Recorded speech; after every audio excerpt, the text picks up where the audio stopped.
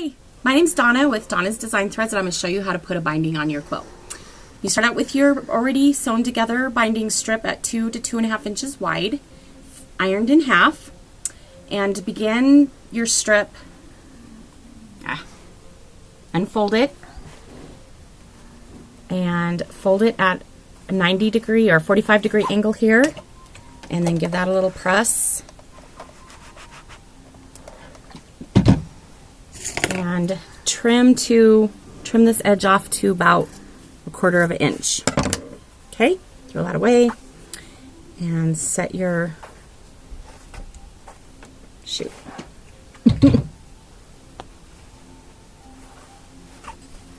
Okay.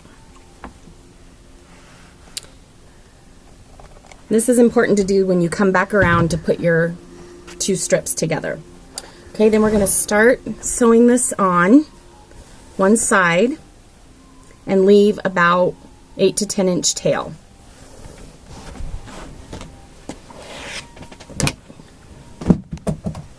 Right. Now we're going to sew. If you're binding, this is something you'll kind of have to figure out how wide of a seam allowance you want to make, and it depends on how wide your strip is. I'm doing about 3/8 of an inch seam for a 2.5 inch strip.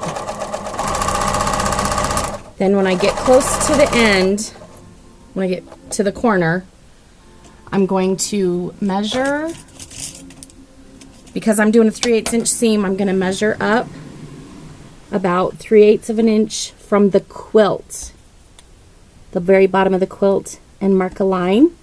Okay, then I'm going to sew to that line with my needle down. I'm going to stop at that line, turn the quilt just so that the corner is facing towards me, and I'm going to sew off that corner. Okay, can you see how that looks? Okay, now to get that miter, flip the quilt back around you with the edge that you're going to sew next. Flip the binding up so it's 90 degrees, and that this edge that you're now going to sew is even with that, and then you're going to flip this back down, and you want to leave just a little bit of this side, like you don't want it to be over like that. Okay, so you want it to be just a little bit, so you see just a little bit of that side of the quilt. Okay, then I'm going to back stitch and sew all the way down that side. Okay, that's how you do the corners when you're putting the binding on. And you'll notice, because I'm going to machine bind this, that I'm sewing my binding onto the back of the quilt, not the front.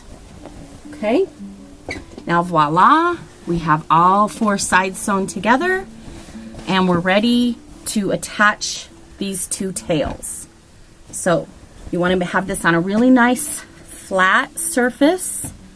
Lay the tail that we started with down, then the tail that's coming up this direction, and trim. But make sure when you trim that you're not trimming, you know, that you're past that. So you're going to trim pretty far down, but you want to trim off enough so that you can fit this one inside. Okay, so this is the tricky part. This gets placed inside of the first tail. Second tail inside the first tail. Okay, then you're going to go inside the inside one. Okay, so I'm inside both layers. Okay, grab that, make sure it doesn't move. Then you're going to flip that top one up, but still don't move it. Grab hold of this one with where that seam is going to be, and right there on that line is where you're going to sew. Being careful not to move it. And then stick a pin right on that seam.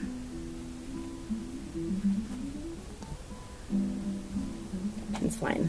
Okay, then we're going to sew. Now to your sew machine and sew that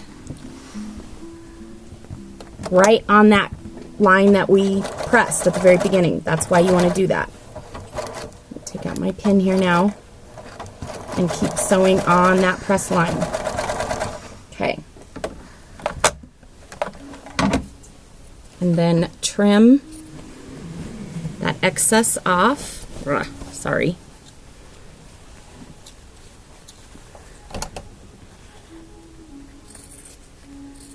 Okay, now you've got a seam that looks just like the rest of your binding seams.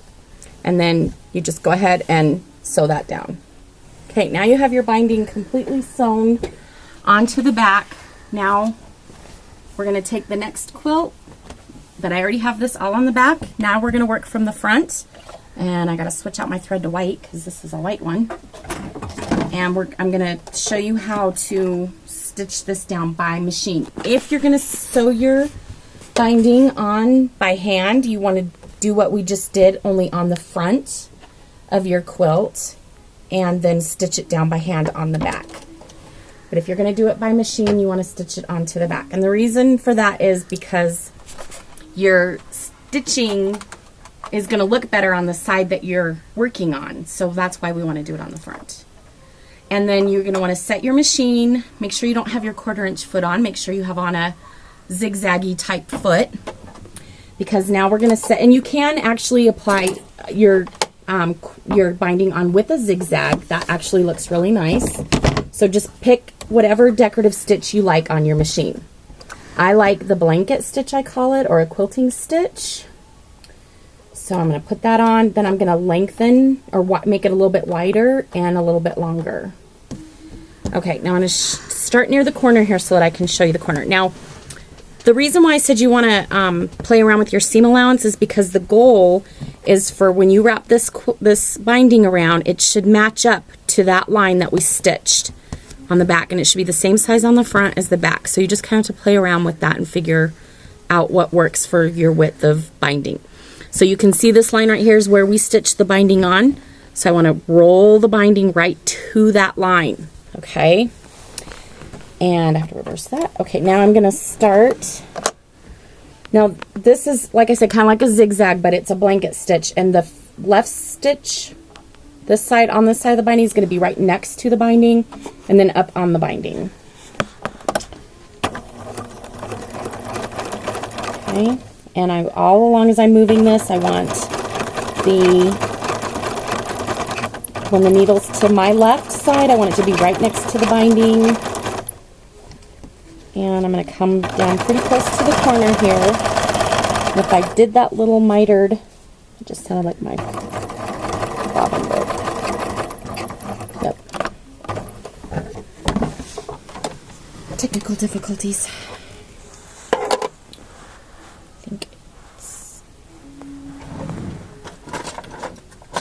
a bad bobbin.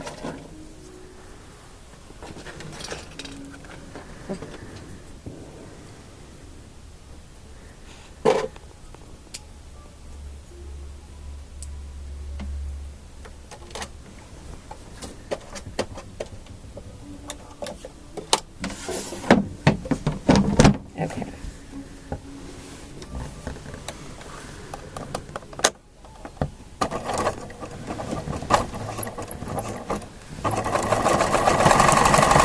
Okay, now when I get close down here to the corner, okay, you're going to pull that tight, keep trying to keep it right lined up with that stitching, and then this side is going to go up. Okay, now sometimes it's kind of hard to hold that with your fingers because it doesn't want to go under the foot, and so you can use just some kind of an awl or toothpick or bamboo skewer or anything that you can. Okay, now I want to stop with it on the left side. Alright, and I want the needle to be in the binding that's going to go the other direction, and then turn it. Put my foot back down.